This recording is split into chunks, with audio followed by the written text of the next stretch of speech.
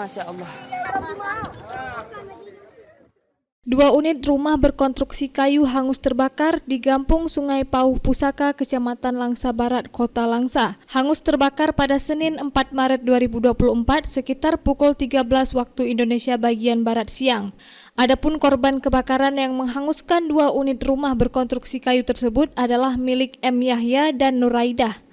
Api berhasil dipadamkan 1 jam kemudian setelah tim pemadam menerjunkan 4 unit armada dan juga bantuan dari warga setempat. Kecik Kampung Sungai Pauh Pusaka Musliadi mengatakan, pada saat kejadian rumah pertama milik Nuraidah dalam keadaan kosong. Api yang kian membesar membuat satu rumah di sebelahnya juga hangus terbakar. Akses jalan yang sempit membuat petugas kesulitan dalam memadamkan api.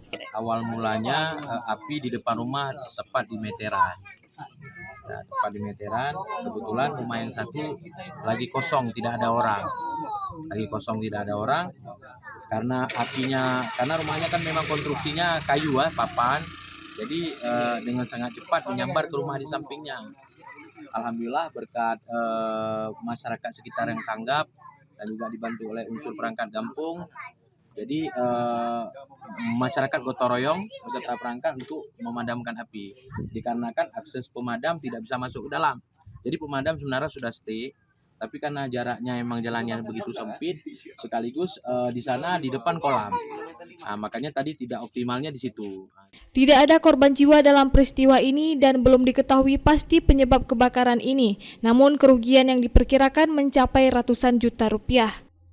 Dari Langsa, Selin Novita melaporkan untuk Puja TV Aceh.